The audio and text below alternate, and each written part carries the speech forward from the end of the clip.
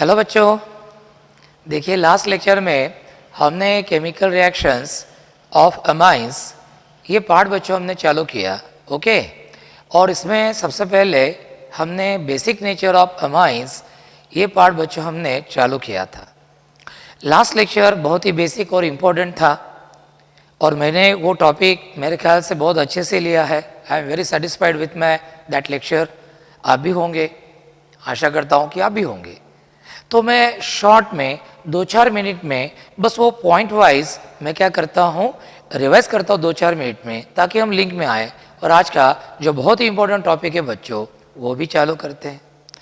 सबसे पहले हमने देखा था कि ammonia, primary amine, secondary amine and tertiary amines, all these compounds they contain one lone pair of electron on their nitrogen, and all these compounds they show tendency to donate this electron pair to the proton of acid, and by donating lone pair of electron to the proton of acid they behave like Lewis bases. Further, by accepting proton from acid they also behave like Lorry-Bronsted bases. Because of the lone pair of electrons, ammonia and all the three types of amines, they behave like electron-rich species, means they act as nucleophile. And being nucleophiles, they have tendency to react with electrophiles. Being basic in nature, they have tendency to react with acids and form salts. So overall we can say the basic nature of ammonia and all the three amines is totally due to the lone pair of electron present on nitrogen. Amines are the examples of Lewis bases as well as they are the examples of Lorry-Bronsted bases also. बच्चों, amine का एक molecule एक ही proton को accept कर सकता है। ऐसे bases कि जिनका एक मॉलिक्यूल सिर्फ एक ही प्रोटॉन को एक्सेप्ट करता है, ऐसे बेसेस को हम बोलते हैं बच्चों मोनो एसिडिक बेसेस। हम बोलते हैं कि भाई अमाइन से जो बेसेस है इनकी एसिडिटी एक है, और इसीलिए ये जो अमाइंस है मोनो एसिडिक बेसिस अमाइंस, जब वो mono basic acid like HCl, HNO3 acidic acid के साथ कार्बोक्सिलिक एसिड के साथ रिएक्ट होते हैं, they react with monobasic acids in 1:1 proportion. वही ये मोनोएसिडिक बेसिस अमाइंस जब डायबेसिक एसिड लाइक एस्टोसोर के साथ रिएक्ट होते हैं, they react with dibasic acid in 2:1 ratio. और ट्राइबेसिक एसिड के साथ अमाइंस रिएक्ट होते हैं, अमाइन और ट्राइबेसिक एसिड का रेशियो होता है रिएक्ट होने का 3:1 बराबर। अब अमाइन एसिड्स के साथ रिएक्ट होकर सॉल्ट्स फॉर्म करते हैं। अब अमाइंस कल हमने देखा बच्चों कि ये वीक बेसिस है, और वीक बेसिस अमाइंस के ये जो सॉल्ट्स है वो स्ट्रॉन्ग बेस लाइक NaCOH इन सॉल्ट्स को क्या करते हैं, डिकम्पोज, और वापस हमें हमारा weak base primary, secondary, tertiary amine मिल जाता है बराबर। कल हमने बच्चों ये भी देखा कि जब आप अमाइन को लार्ज एक्सेस ऑफ वाटर में डालते हो तो out of the total number of amine molecules actually very few amine molecules react with water and form alkyl ammonium ion and hydroxide ion. Hydroxide ion बच्चों amine से भी stronger basis है, तो जो हाइड्रोक्साइड आयन प्रोडक्साइड को तैयार होते हैं वो अल्किल अमोनियम के साथ they react back with alkyl ammonium ions and reaction occurs in the backward direction. यानी अमाइन को हम जब पानी में डालते हैं तो वो जो अल्किल अमोनियम और हाइड्रोक्साइड आयन तैयार होता है बच्चों, ये रिएक्शन क्या होती है, रिवर्सिबल इन नेचर। और कुछ समय बाद वो रिएक्टेंट साइड के मॉलिक्यूल्स और प्रोडक्ट साइड के वो आयंस इनके बीच में होता है इक्विलिब्रियम एस्टैब्लिश, जिसको हमने law of mass action apply किया था, के वैल्यू का एक्सप्रेशन हमने डिराइव किया था। और बच्चों हमने ये रिलेशन भी फाइंड आउट किया था कि basic nature of amines is directly proportional to its K value. हर अमाइन की एट अ गिवन टेम्परेचर हर अमाइन की अपनी खुद की एक क्या होती है, के वैल्यू होती है। लेकिन जैसे के वैल्यूज कंपेयर करने के लिए थोड़ी कॉम्प्लिकेटेड होती है, हम कंपेयर नहीं कर सकते ऐसा नहीं, but it is somewhat complicated to compare the K value, K B values of amines, K B values of amines, sorry K B value.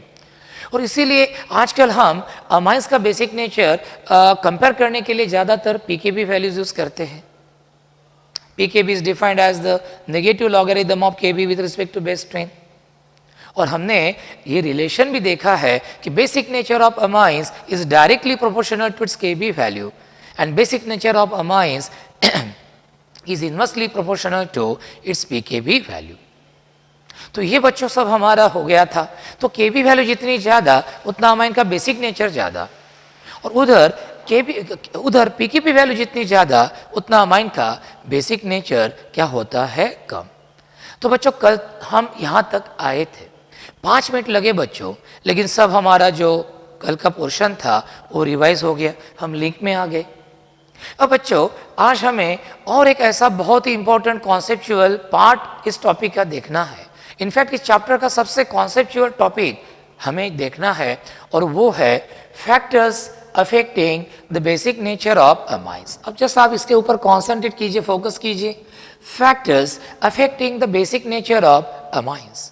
जैसे बच्चों हमारे जीवन पर प्रभाव करने वाले अलग अलग लोग होते हैं, किताबें होती हैं, पिक्चर्स होते हैं, बायोग्राफीज होती हैं, बराबर है। आपके जीवन में जितने अच्छे लोग, अच्छी किताबें, अच्छे पिक्चर्स, अच्छी बायोग्राफीज आपके जीवन में आएंगे, अच्छे दोस्त आएंगे, उतना आपका जीवन समृद्ध होता है बच्चों। और इसी यदि से उल्टा हो गया, यदि बुरी किताबें हैं, बुरी सिनेमा है ना, बुरे लोग आपके कांटेक्ट में आए हैं, तो उसका बुरा असर भी आपके जीवन पर होता है। तो जैसे आप अफेक्ट हो जाते हो आपके सराउंडिंग से, आपके कंपनी से, आप जो बुक पढ़ते हो उससे, आप जिसको फॉलो करते हो उस व्यक्ति से आप प्रभावित होते हो, वैसे ही अमाइन का जो बेसिक नेचर है वो भी प्रभावित होता है अलग अलग फैक्टर से। अब देखिए अमाइन का बेसिक नेचर बच्चों किस कारण है? नाइट्रोजन के लोन पेयर के कारण, बराबर। अब अमाइन अपनी लोन पेयर जितनी जल्दी दे पाएगा, वो लोन पेयर जितनी इजीली अवेलेबल होगी फॉर डोनेशन, उतना अमाइन का बेसिक नेचर क्या होगा बच्चों? ज्यादा होगा, बराबर है।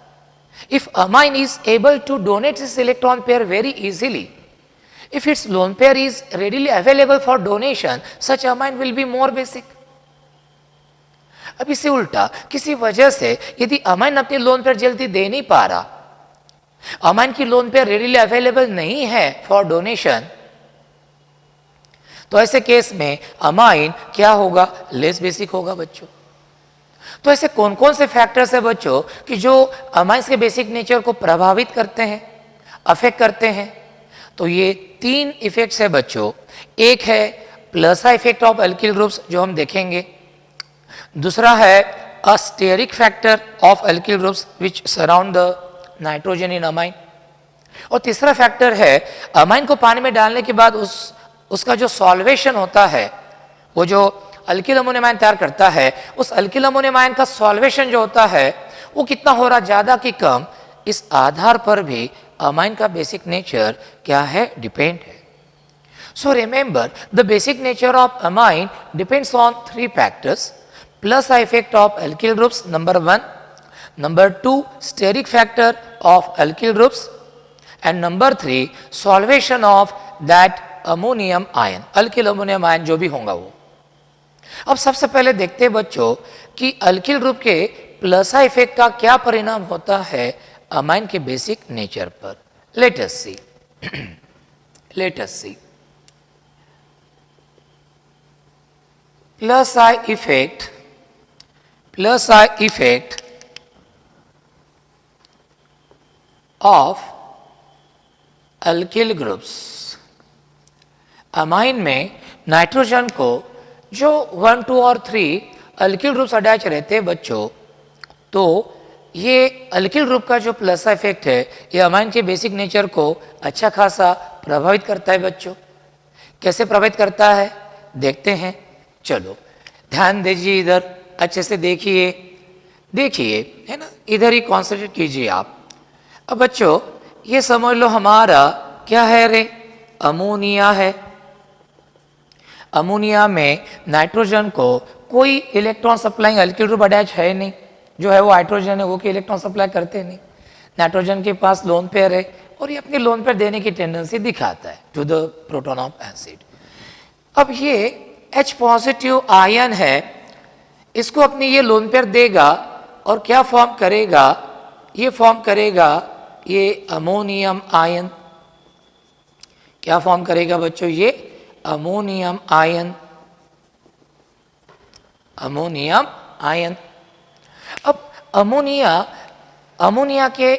में नाइट्रोजन को इलेक्ट्रॉन सप्लाई करने वाला कोई अल्किल ग्रुप अटैच है ही नहीं बच्चों, प्लस इफेक्ट प्रोड्यूस कर सके ऐसा कोई अल्किल ग्रुप है नहीं। इसलिए अमोनिया ज़्यादा बेसिक नहीं है, उसका नाइट्रोजन ज़्यादा इलेक्ट्रॉन रिच नहीं है। वो प्रोटॉन को लोन पेयर देता है लेकिन इतना इजीली नहीं देता है। तो अमोनिया का basic nature overall plus effect के अनुसार क्या होना चाहिए, कम होना चाहिए। अब इधर हम देखते हैं प्राइमरी अमाइन। चलो इधर फोकस कीजिए थोड़ा सा। अब ये हमारा प्राइमरी अमाइन है और प्राइमरी अमाइन में देखिए नाइट्रोजन को एक अल्किल ग्रुप अटैच है। अल्किल ग्रुप नाइट्रोजन को इलेक्ट्रॉन की मदद करता है, बराबर। तो इसके लिए अमोनिया के नाइट्रोजन की तुलना में प्राइमरी अमाइन का जो नाइट्रोजन है बच्चों वो ज़्यादा इलेक्ट्रॉन रिच रहता है क्योंकि इसमें अल्किल ग्रुप है इलेक्ट्रॉन सप्लाई। तो अमोनिया के नाइट्रोजन की तुलना में प्लस इफेक्ट के अनुसार प्राइमरी अमाइन का नाइट्रोजन मोर इलेक्ट्रॉन रिच है। तो प्राइमरी अमाइन का नाइट्रोजन अपनी लोन पेयर प्रोटॉन को इजीली क्या करेगा, डोनेट करेगा और ये अल्किल अमोनियम आयन तैयार होगा। ये क्या तैयार होगा, अल्किल अमोनियम आयन क्या होगा, तैयार होगा। देखो तो एक तो अल्किल ग्रुप के प्लस इफेक्ट ने नाइट्रोजन को इलेक्ट्रॉन रिच बना दिया जिससे अपनी लोन पेयर वो प्रोटॉन को जल्दी दे पाता है। तो इसी क्लियर हो गया कि इसकी लोन पेयर ज़्यादा जल्दी अवेलेबल है।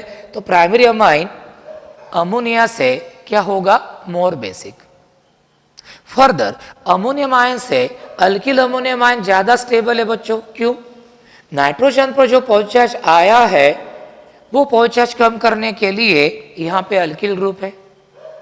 ये अल्किल ग्रुप नाइट्रोजन का पॉजिटिव चार्ज कम करता है इलेक्ट्रॉन सप्लाई करके, मतलब ये ज़्यादा स्टेबल है अकॉर्डिंग टू प्लस इफेक्ट इससे। तो रिएक्शन मोर होंगी फॉरवर्ड डायरेक्शन में।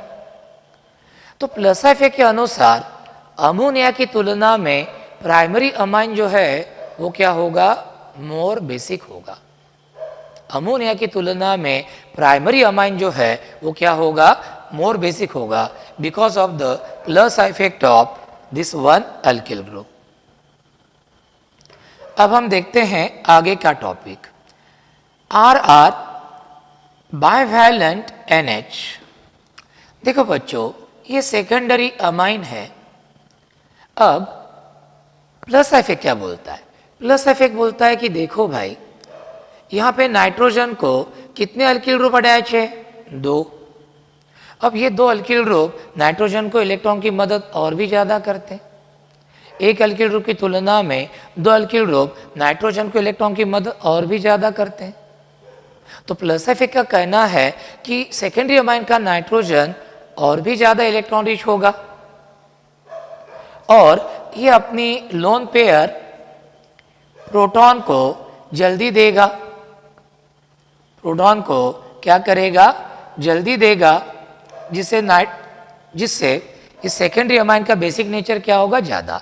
अब ये जो डायल्किल अमोनियम आयन तैयार हुआ बच्चों, ये डायल्किल अमोनियम आयन जो तैयार हुआ बच्चों ये भी स्टेबलाइज हो जाता है क्योंकि नाइट्रोजन का पॉजिटिव चार्ज कम करने के लिए यहाँ पे 2 अल्किल ग्रुप है बच्चों। तो इससे ये भी स्टेबल है। तो प्लस इफेक्ट के अनुसार ये इक्विलिब्रियम फॉरवर्ड एक्शन में शिफ्ट होगा और सेकेंडरी अमाइन अमोनिया और प्राइमरी अमाइन से भी क्या होना चाहिए, मोर बेसिक होना चाहिए। अब लेते हैं बच्चों,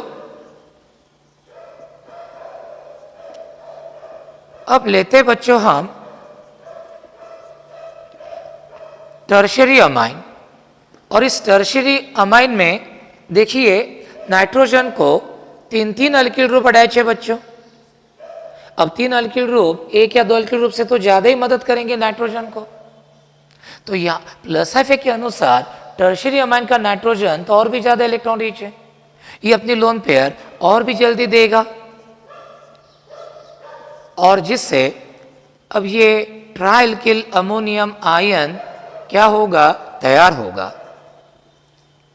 और ये ट्रायल किल अमोनियम आयन भी स्टेबलाइज होगा, क्योंकि नाइट्रोजन का पॉजिटिव चार्ज कम करने के लिए यहाँ पे 3 अल्किल ग्रुप है।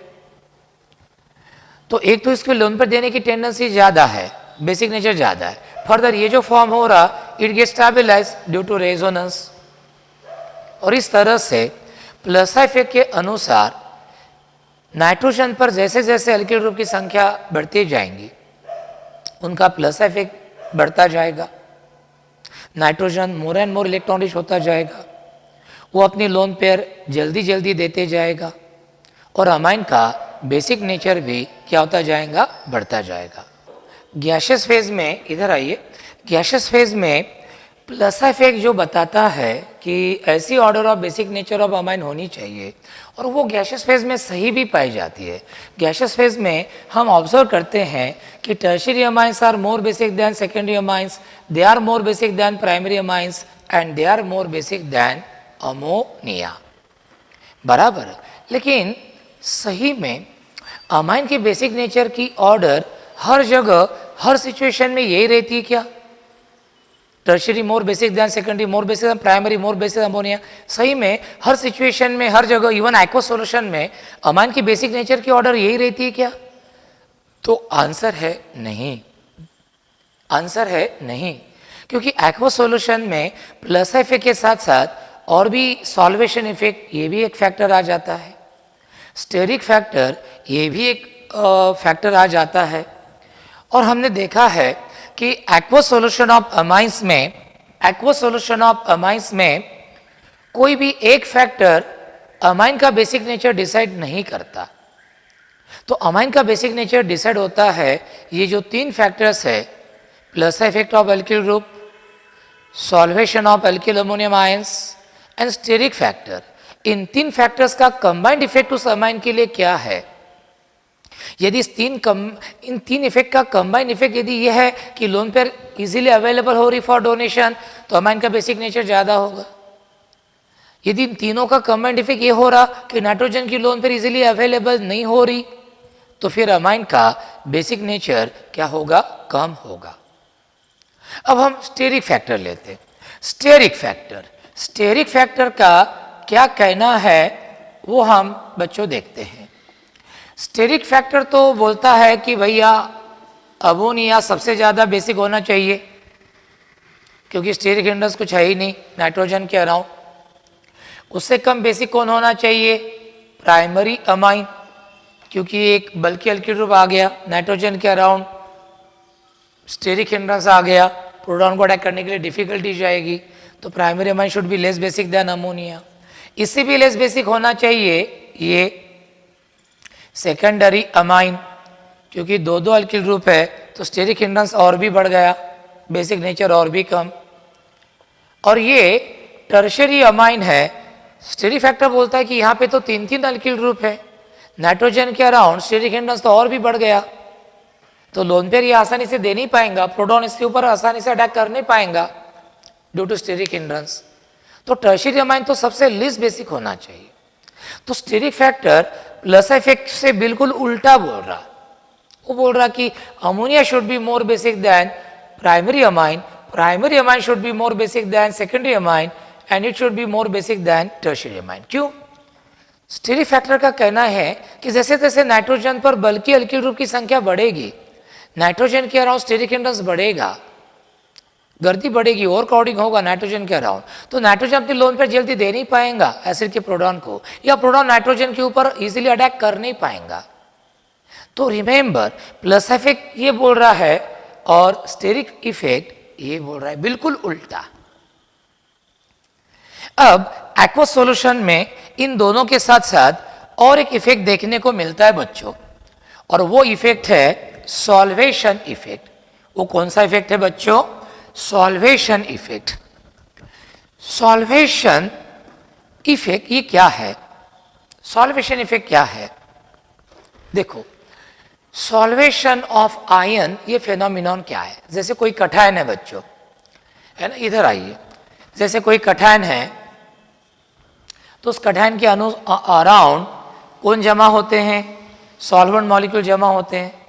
जैसे समझ लो वाटर मॉलिक्यूल जमा हो गए, वाटर मॉलिक्यूल क्या करते हैं, उस कटआयन के तरफ अपना वो partially negatively charge oxygen centre उसके तरफ डायरेक्ट करते हैं और उस कटआयन के आजू बाजू में जमा होके उसको स्टेबलाइज करने का प्रयास करते हैं। कैसे, देखो कटआयन के आजू बाजू में वाटर मॉलिक्यूल जमा हो गए तो अनायन के कांटेक्ट में आएंगे नहीं ना, अनायन के आजू बाजू में भी वाटर मॉलिक्यूल्स होंगे। अनायन के आजू बाजू में जब वो जमा होंगे तो ये सॉल्वेंट मॉलिक्यूल्स अपना पॉजिटिव चार्ज हाइड्रोजन वाला सेंटर उसके तरफ डायरेक्ट करेगा, बराबर। तो कटआयन के अराउंड भी ये रहते हैं और अनायन के अराउंड भी रहते हैं, तो कटआयन अनायन को अलग करते ये। तो ये जो फेनोमेनॉन है बच्चों कि जिसमें कटआयन या अनायन के अराउंड सॉल्वेंट मॉलिक्यूल जमा होते हैं और उस कटआयन या अनायन को स्टेबलाइज करते हैं, इस फेनोमेनॉन को हम बोलते हैं सॉल्वेशन। यदि वाटर रहा तो उसको बोलते हैं हाइड्रेशन। अब एक्वस सॉल्यूशन, गैसियस फेज में तो सॉल्वेशन इफेक्ट वहां पे रहता नहीं, लेकिन एक्वस सॉल्यूशन में क्या होता है कि एक्वस सॉल्यूशन में सॉल्वेशन इफेक्ट भी इंपॉर्टेंट रोल प्ले करता है बच्चों। क्या रोल प्ले करता है देखिए, अब जैसे अमोनिया को मैंने पानी में डाला, ध्यान से सुना, इधर आइए, इधर अमोनिया को पानी में डाला, अमोनिया ने प्रोटॉन को क्या किया, एक्सेप्ट। कौन तैयार हुआ, अमोनियम आयन। कौन तैयार हो गया, अमोनियम आयन। अब ध्यान से सुनना बच्चों, अमोनियम आयन तैयार हुआ, अब क्या होगा देखिए, अमोनियम आयन में चार चार क्या है बच्चों, हाइड्रोजन है। और एक बात और ध्यान में रखना, जितना आयन छोटा उतना उसका सॉल्वेशन ज्यादा और उतना वो ion stable. Smaller the size of ion, greater will be the solvation effect and more will be the stability of that ion. अब अमोनियम आयन में छोटा सा आयन है बच्चों और इसके अराउंड बच्चों चार वाटर मॉलिक्यूल क्या हो सकते हैं, जमा हो सकते हैं। आप बोलेंगे सर कैसे, क्या, अरे भैया इस हाइड्रोजन की तरफ ये ऑक्सीजन माइनस डेल्टा चार्ज वाला, इसके तरफ भी ये, इसके तरफ भी, मतलब बच्चों एक तो अमोनियम आयन एक छोटा सा आयन है, alkyl ammonium ion, dialkyl ammonium ion, trialkyl ammonium ion की तुलना में उसमें चार पोलर NH बॉन्ड है, तो इसके अराउंड चार वाटर मॉलिक्यूल जमा होते हैं बच्चों। तो सॉल्यूशन इफेक्ट बोलता है कि अमोनियम आयन अच्छा खासा स्टेबल होगा। अब ये स्टेबल यदि है तो इक्विलिब्रियम इधर शिफ्ट होना चाहिए, मतलब अमोनिया ने प्रोटॉन को जल्दी एक्सेप्ट करेगा ताकि ये स्टेबल अमोनियम आयन तैयार होगा जो कि सॉल्वेशन के कारण क्या हो गया, स्टेबल। तो सॉल्वेशन इफेक्ट तो बोलता है कि अमोनिया सबसे ज़्यादा बेसिक होना चाहिए। सॉल्यूशन पे क्या बोलता है कि अमोनिया सबसे ज़्यादा बेसिक होना चाहिए। क्यों भाई, अमोनिया जब प्रोटॉन एक्सेप्ट करता है तो अमोनियम आयन तैयार होता है, साइज में स्मॉल है, चार पोलर NH बॉन्ड है, चार वाटर मॉलिक्यूल उसके अराउंड जमा होते हैं, तो this ammonium ion gets most stabilize. ऐसा स्टेबल आयन अमोनिया फॉर्म करना चाहेगा जिसके लिए वो प्रोटॉन को क्या करेगा, जल्दी एक्सेप्ट। और प्रोटॉन को जल्दी एक्सेप्ट कर रहा मतलब अमोनिया का बेसिक नेचर क्या हो गया, ज़्यादा। तो according to solvation effect ammonia must be most basic among this 4 compounds. Okay, अब लेते हैं सेकेंडरी प्राइमरी अमाइन के बारे में। ये देखिए इधर नीचे, अब ये देखिए, ये हमारा प्राइमरी अमाइन है बच्चों, R सिंगल बॉन्ड NH2। ये प्रोटॉन ने इसको एक्सेप्ट किया प्रोटॉन को और हमें क्या मिलता है, R NH3 positive, R NH3 positive. अब देखो अमोनियम आयन की तुलना में अल्किल अमोनियम आयन की साइज बड़ी है, आयन की साइज जितनी बड़ी उतना उसका सॉल्वेशन क्या होता है, कम। यहाँ पे 4 NH बॉन्ड थे बच्चों, यहाँ पे 3 ही NH बॉन्ड है, इसके अराउंड सिर्फ 3 ही वाटर मॉलिक्यूल क्या होंगे, जमा, 3, यानी सॉल्वेशन लेस है, कम है सॉल्वेशन। तो सॉल्वेशन इफेक्ट के अनुसार अमोनियम आयन की तुलना में अल्किल अमोनियम आयन क्या होना चाहिए, लेस स्टेबल। अब ऐसे लेस स्टेबल आयन में प्राइमरी अमाइन कन्वर्ट नहीं होना चाहेगा, मतलब according to solvation effect primary amine की प्रोटॉन को एक्सेप्ट करने की टेंडेंसी क्या होगी, कम। क्या होगी, कम। तो सॉल्वेशन इफेक्ट बोलता है कि अमोनिया से कम बेसिक होगा प्राइमरी अमाइन, क्योंकि जो अल्किल अमोनियम आयन तैयार हो रहा वो साइज में बड़ा है, सॉल्वेशन कम है और स्टेबिलिटी भी कम है ड्यू टू लेस सॉल्वेशन। ये हो गया। अब देखते बच्चों हम सेकेंडरी अमाइन के बारे में। सेकेंडरी अमाइन का ये फार्मूला है बच्चों, RR बाइवैलेंट NH। अब ये H पॉजिटिव आयन को समझ लो एक्वस सॉल्यूशन में इसने क्या किया, एक्सेप्ट। ये सब एक्वस सॉल्यूशन में हो रहा बच्चों। ये अब क्या तैयार होगा बताओ, ये तैयार होगा डायल्किल अमोनियम आयन। क्या तैयार होगा, डायल्किल अमोनियम आयन। ये देखो, अब देखो डायल्किल अमोनियम आयन की साइज और भी बड़ी है, दो बड़े बड़े अल्किल ग्रुप है उसमें, और जितनी आयन की साइज बड़ी सॉल्वेशन का क्या होता है उतना कम, और दो ही NH बॉन्ड है तो दो ही वाटर मॉलिक्यूल है, तो इसकी स्टेबिलिटी और भी कम होगी। और ऐसे less stable dialkyl ammonium ion में सेकेंडरी अमाइन कन्वर्ट नहीं होना चाहेगा। ऐसा कौन बोलता है, सॉल्वेशन इफेक्ट। तो according to solvation effect secondary amine ammonia और प्राइमरी अमाइन से भी क्या होना चाहिए, लेस बेसिक। प्राइमरी अमाइन और अमोनिया से क्या होना चाहिए, लेस बेसिक। और रही बात टर्शियरी अमाइन की बच्चों, टर्शियरी अमाइन में नाइट्रोजन पर 3 लोन पेयर है, 3 अल्किल ग्रुप है। अब इसने प्रोटॉन को एक्सेप्ट किया तो क्या तैयार होता है, तो ये हमें मिलता है ट्रायल्किल अमोनियम आयन। अब इसमें 3 अल्किल ग्रुप है बच्चों, ट्रायल्किल अमोनियम आयन की साइज और भी बड़ी, साइज और भी बड़ी तो सॉल्वेशन कम, एक ही NH बॉन्ड है। अब एक ही NH बॉन्ड है तो सॉल्वेशन भी कम होगा, तो सॉल्वेशन इफेक्ट के अनुसार ये सबसे लेस स्टेबल होगा, तो टर्शियरी अमाइन इसमें कन्वर्ट नहीं होना चाहेगा। तो अकॉर्डिंग टू सॉल्वेशन इफेक्ट इन चारों कंपाउंड्स में tertiary amine should be the least basic. तो सॉल्वेशन इफेक्ट का कहना क्या आ रहा बच्चों, ये आप देखिए। सॉल्वेशन इफेक्ट का कहना ये आ रहा कि ammonia must be more basic than primary amine. Primary amine must be more basic than secondary amine. It must be more basic than tertiary amine. Remember, मतलब स्टेरिक फैक्टर और सॉल्वेशन फैक्टर का कहना एक ही आ रहा, दोनों का कहना एक ही आ रहा कि भाई ammonia must be more basic than primary amine, must be more basic than secondary amine and must be more basic than tertiary amine. Inductive effect का कहना इनसे अलग आ रहा, वो बोलता है कि उल्टा है भाई, tertiary amines more basic than secondary amines, more basic than primary amines, more basic than ammonia. अब एक्वस सॉल्यूशन में इनमें से सही में कौन सी order of basic nature follow की जाती है, तो एक्वस सॉल्यूशन ऑफ अमाइंस में इनमें से एक भी ऑर्डर हर बार करेक्टली फॉलो नहीं की जाती, ना 100% ये फॉलो की जाती है, ना 100% ये फॉलो की जाती है। एक्वस सॉल्यूशन में गिवन अमाइन का बेसिक नेचर जो है बच्चों वो ज़्यादा रहेगा या कम रहेगा, ये कौन डिसाइड करता है? ये जो 3 फैक्टर्स है, plus effect of alkyl group, steric factor of alkyl group and solvation effect, ये 3 फैक्टर्स का कंबाइंड इफेक्ट डिसाइड करता है कि अमाइन का बेसिक नेचर ज़्यादा रहेगा कि कम रहेगा। समझ लो गिवन अमाइन के लिए इन तीनों का कंबाइंड इफेक्ट ये है कि नाइट्रोजन की लोन पर इजीली अवेलेबल हो रही, प्रोटॉन इजीली अटैक कर पा रहा, तो इससे अमाइन का बेसिक नेचर क्या होगा, ज़्यादा होगा।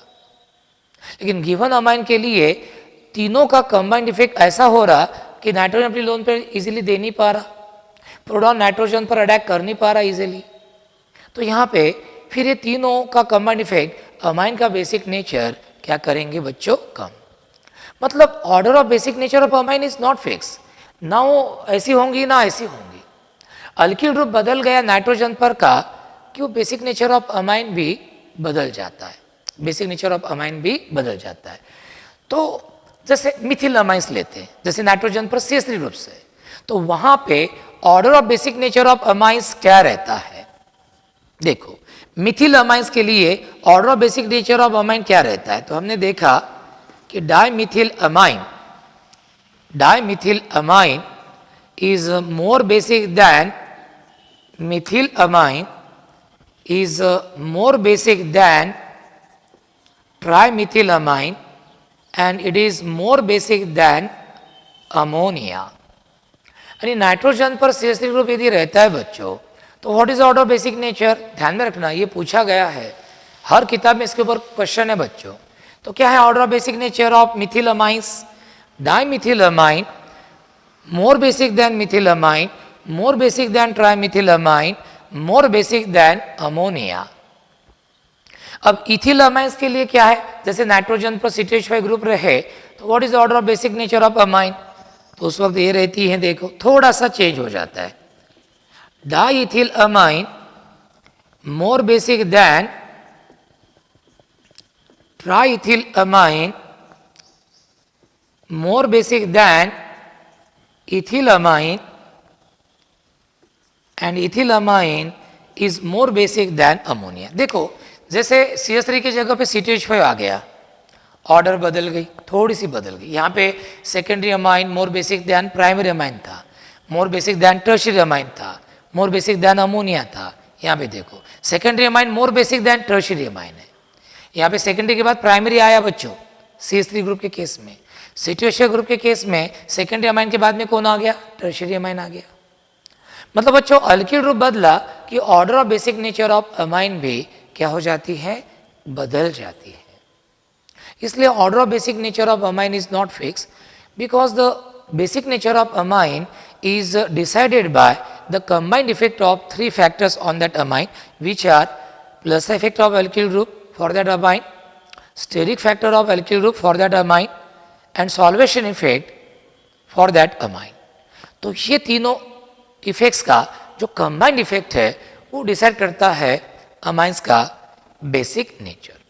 तो अमाइंस की बेसिक नेचर की ऑर्डर फिक्स नहीं, अल्किल ग्रुप बदल गया, ऑर्डर ऑफ बेसिक नेचर भी बदल जाती है। ये दो ऑर्डर आपको बच्चों ज़्यादातर पूछी जाती है। ये हो गया। अब इसके बाद बच्चों हम एक छोटा सा टॉपिक लेंगे।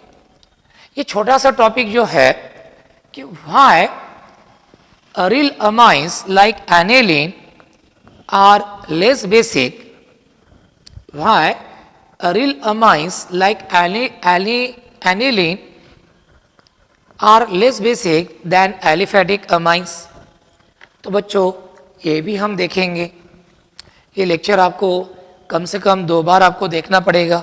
कोई डाउट रहा तो मुझे आप पूछिए। अब हम क्वेश्चन डिस्कस करने जा रहे हैं कि why aryl amines are less basic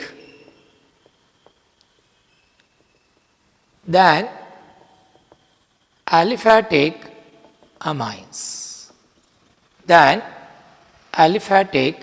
amines, तो बच्चों हम देखेंगे कि एनिलीन जो है वो एलिफेटिक अमाइन से लेस बेसिक क्यों होता है। Let us find out the answer. बताता हूँ मैं। जैसे समझ लो बच्चों ये हमारा एनिलीन है। आपको मालूम है कि नाइट्रोजन पर क्या रहती है? एक लोन पेयर। एनिलीन प्रोटॉन को जल्दी एक्सेप्ट नहीं करता, बेसिक नेचर बहुत ही कम है। अब जैसे तैसे किया समझ लो, तो कौन तैयार होगा? ये तैयार होगा एनिलियम आयन। कौन तैयार होगा? एनिलियम आयन। ठीक है। अब क्यों एनिलीन प्रोटॉन को एक्सेप्ट नहीं करता? क्यों एनिलियम आयन फॉर्म नहीं करता? ये सब बातें बच्चों हमें देखना है। इसके लिए जिम्मेदार है रेजोनेंस फेनोमेनॉन जो एनिलीन में होता है। बच्चों आपको मालूम है कि एनिलीन में ये जो लोन पेयर है it is in conjugation with pi bond, है ना? Lone pair single bond double bond. Lone pair और डबल बॉन्ड के बीच में एक सिंगल बॉन्ड रहा तो हम बोलते कि कॉन्जुगेशन में। इससे लोन पेयर रेजोनेंस में हिस्सा लेती है। ये लोन पेयर यहाँ पे आएंगे पाई बॉन्ड के फॉर्म में, बदले में पाई बॉन्ड इधर जाएगा तो आपको क्या मिलेगा, देखो आपको मिलेगा ये इस तरह का कंपाउंड और इधर आएगा नेगेटिव चार्ज। देखो बच्चों, लोन पेयर नाइट्रोजन पर परमानेंटली अवेलेबल नहीं है बच्चों। लोन पेयर रेजोनेंस के कारण बेंजीन रिंग में डीलोकलाइज हो रही बच्चों, और नाइट्रोजन पर क्या आ रहा, पॉजिटिव चार्ज। सोचिए ऐसा नाइट्रोजन अपने लोन पेयर देगा क्या, लोन पेयर तो बेंजीन रिंग में गई। और एक बार लोन पेयर बेंजीन रिंग में आ गई कि वो बेंजीन रिंग में क्या होती है, डीलोकलाइज। ये देखो इधर, फिर ये जो पॉजिटिव चार्ज है ये पाई बॉन्ड इधर आता है ये पॉजिटिव चार्ज गायब करने के लिए, और हमें क्या मिलता है ये इस तरह, और हे सगळं हे सर्व आपल्याला दिसलं पाहिजे। तो ये पाई बॉन्ड इधर आएगा पॉजिटिव चार्ज निकालने के लिए, और आपको ये मिलेगा बच्चों। देखो ये जो है ये सॉरी ये लोन पेयर इधर आ गई तो ये पाई बॉन्ड इधर आएगा, इधर नेगेटिव चार्ज बराबर। सॉरी ये लोन पेयर इधर आएगी, ये लोन पेयर इधर आएगी तो पाई बॉन्ड इधर जाएगा, पाई बॉन्ड इधर गया बच्चों तो इधर आएगी ये लोन पेयर नेगेटिव चार्ज। ये लोन पेयर इधर आएगी तो पाई बॉन्ड इधर जाएगा और आपको मिलेगा फाइनली ये स्ट्रक्चर। तो देखिए बच्चों, एनिलीन के कितने रेजोनेटिव स्ट्रक्चर्स हो गए बच्चों, 5। और हमें मालूम है कि किसी कंपाउंड के जितने ज़्यादा रेजोनेटिव स्ट्रक्चर्स होते हैं बच्चों वो ज़्यादा स्टेबल होता है। देखिए ना, रेजोनेंस के कारण लोन पेयर बेंजीन रिंग में आ गई, बेंजीन रिंग में डीलोकलाइज हो गई, लेकिन नाइट्रोजन पर अब वो लेस अवेलेबल है, नाइट्रोजन पर पॉजिटिव चार्ज है। एनिलीन का ऐसा नाइट्रोजन जिसके पास देने के लिए लोन पेयर नहीं, जिसके ऊपर पॉजिटिव चार्ज आ गया, ऐसा नाइट्रोजन अपनी लोन पेयर जल्दी देता नहीं, जिससे उसका बेसिक नेचर क्या होता है, कम। फर्दर एनिलीन अच्छा खासा स्टेबल कंपाउंड है बच्चों, 5 रेजोनेटिव स्ट्रक्चर है, ठीक है। तो ये हो गया पहला कारण कि due to resonance lone pair is not permanently available on nitrogen in aniline, it gets delocalized in the benzene ring. Further, nitrogen carries a small positive charge on it. Such electron deficient nitrogen of aniline cannot donate its electron pair easily, and that's why aniline is very less basic. That's why aniline is very less basic. तो इस तरह से ये हो गया बच्चों, है ना। ये लोन पेयर इधर पाई बॉन्ड के फॉर्म में इधर आ गया, फिर ये लोन पेयर इधर आ गई, पाई बॉन्ड इधर आ गया लोन पेयर के फॉर्म में, लोन पेयर इधर पाई बॉन्ड के फॉर्म में आ गई, पाई बॉन्ड इधर लोन पेयर के फॉर्म में आ गया, लोन पेयर इधर पाई बॉन्ड के फॉर्म में आ गई, पाई बॉन्ड इधर आ गया। तो किसी ने पूछा कि why aniline is less basic, तो बोलना in aniline the lone pair on nitrogen is not permanently available on nitrogen due to resonance because it gets delocalised throughout the benzene ring. Further nitrogen carries a small positive charge on it, so nitrogen of aniline cannot donate its electron pair easily, and that's why aniline is less basic. That's why aniline is less basic. तो ये हो गया बच्चों इसके बारे में। अब हम देखते हैं कि एनिलीन एनिलियम आयन में कन्वर्ट क्यों नहीं होना चाहता, एनिलीन एनिलियम आयन में क्यों कन्वर्ट नहीं होना चाहता। देखो बच्चों, जैसे आपको यदि मैंने बताया कि देखो भाई ये नीट करने के बाद, डॉक्टर होने के बाद कुछ मिलने वाला नहीं है, 10-20 हज़ार रुपये पगार मिलेगा महीने का, कोई स्टेबिलिटी नहीं है, आप होंगे क्या डॉक्टर। यदि आपको भविष्य बराबर दिख नहीं रहा तो आप बोलेंगे मैं क्यों हूँ डॉक्टर, कुछ है ही नहीं उसमें। इसी तरह ये जो एनिलियम आयन है बच्चों, ये एनिलीन से भी क्या है, लेस स्टेबल। क्यों लेस स्टेबल है, देखिए इधर देखिए एनिलीन के, देखिए एनिलियम आयन ये है, ये स्ट्रक्चर फर्स्ट। एनिलियम आयन के बच्चों सिर्फ 2 ही रेजोनेटिव स्ट्रक्चर्स है, ये पाई बॉन्ड इधर जा नहीं सकती क्योंकि इधर नाइट्रोजन के 5 बॉन्ड हो नहीं सकते, 10 इलेक्ट्रॉन बैठ नहीं सकते नाइट्रोजन के सेकंड शेल में। तो ज़्यादा से ज़्यादा आप इन पाई बॉन्ड को बेंजीन रिंग में घुमा सकते हो, उससे ज़्यादा आप और कुछ कर नहीं सकते। उससे ज़्यादा आप कर नहीं सकते। अब सोचिए एनिलीन के 5 रेजोनेटिंग स्ट्रक्चर्स है बच्चों। एनिलीन के कितने रेजोनेटिंग स्ट्रक्चर्स है? 5। ये ज़्यादा स्टेबल है, ये बच्चों मोर स्टेबल है एनिलीन। और एनिलियम आयन के 2 है।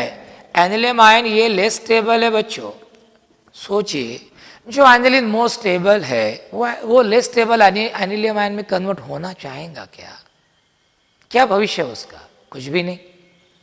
और इसीलिए क्यों एनिलीन लेस बेसिक है? पहला मुद्दा कि एनिलीन में नाइट्रोजन पर जो लोन पेयर है उसके पास रहती ही नहीं परमानेंटली, वो तो बेंजीन में डिलोकेस होती है। दूसरी बात, नाइट्रोजन पर थोड़ा पॉजिटिव चार्ज आता है थोड़ा सा, ऐसा नाइट्रोजन लोन पेयर दे नहीं पाता। अच्छा, एनिलीन खुद बहुत स्टेबल कंपाउंड है ड्यू टू 5 रेजोनेटिंग स्ट्रक्चर, इसलिए वो प्रोटॉन एक्सेप्ट करने की तैयारी नहीं दिखाता। अच्छा, प्रोटॉन एक्सेप्ट करने के बाद भविष्य क्या है? तो एनिलीन से भी लेस स्टेबल एनिलियम आयन। नेचुरली कोई भी कंपाउंड एनिलीन अपने से लेस स्टेबल एनिलियम आयन में कन्वर्ट नहीं होना चाहता, और इसीलिए एनिलीन जैसे जो अरिल अमाइंस है they are found to be less basic than aliphatic amines. तो ये हो गया था बच्चों हमारा इस क्वेश्चन का आंसर। तो ये लेक्चर आप 2-3 बार आप देखिए अच्छे से। कुछ प्रॉब्लम आया तो मुझे व्हाट्सएप नंबर पर पूछिए, ठीक है? ये मैं रुकता हूँ। अब ये जो अमाइंस है इनके बेसिक नेचर पर electron withdrawing, electron releasing groups के नेचर का भी फर्क पड़ता है। वो फैक्टर हम अगले लेक्चर में डिस्कस करेंगे बच्चों। ओके, तब तक के लिए थैंक यू वेरी मच।